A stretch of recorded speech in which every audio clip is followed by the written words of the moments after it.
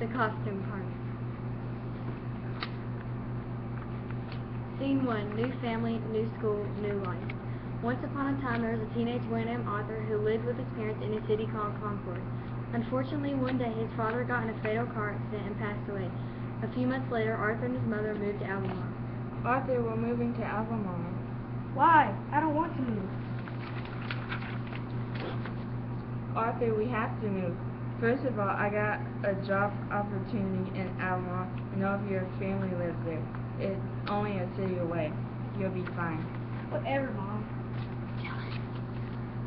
Arthur started attending Almar High School a week after they moved. His first few days were terrible. He made no new friends and was constantly bullied.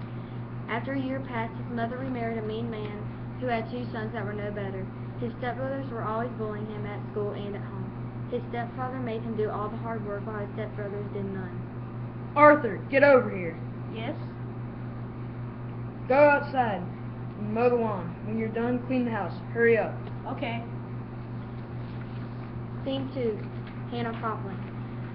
Arthur was still being bullied, but even worse since his stepbrothers started attending the same school. Since Arthur was bullied, he usually kept to himself and tried not to draw attention to himself.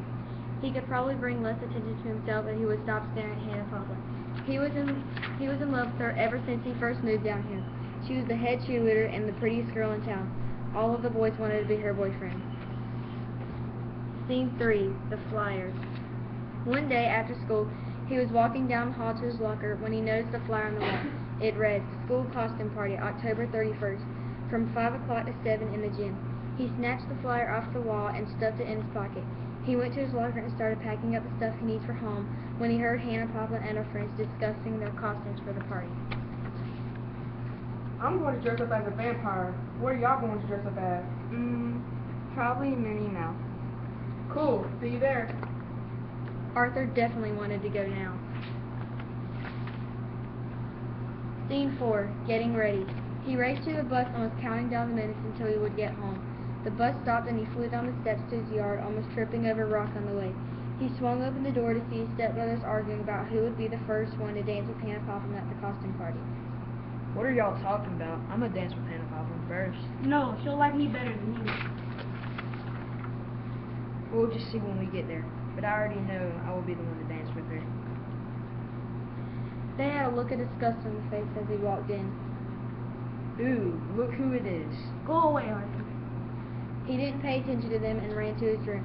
Arthur was so excited but nervous at the same time. The day of the party, he put on his costume, but when he was about to walk out of his room to go to the party, his stepbrothers barged into his room looking for something to add to their costumes. They thought he was going to the party. You're not going to the party. You'll just embarrass us. No, I won't. You will never even know I'm there. They ripped his costume to shreds and left for the party in their big fancy black truck.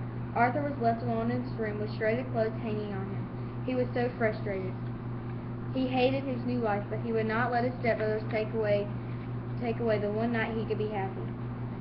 He came up with a new costume, and he wore a mask so his stepbrothers would not know it was him. He threw on all black and then added a mysterious mask. Nobody would notice who he was. He sprinted to the door, hoping he would get there with time to spare, and yanked his bike from the bike rack and pedaled to school. Scene 5. The party. Man, I'm so mad. I should have been the one to dance with Hannah. Once he got there, he walked inside. He heard a few murmurs as everybody stared at the mysteriously dressed boy. A few minutes passed and he was left alone in the corner of the gym. Suddenly, loud blaring music turned on and everyone, including Hannah, filed onto the dance floor. Somehow he got near Hannah and she started talking to him. He was so scared, words just got jumbled in his mouth to the point where he couldn't speak. Thankfully, she was the first one to speak. Hey, my name is Hannah. Hi. You want to hang out with me? Sure.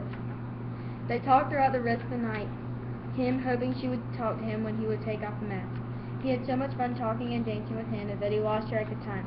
He needed to get back to the house before 7, before his stepbrothers and stepfather got home. His phone went off when he finally looked to see why it beat. His phone read 6:30.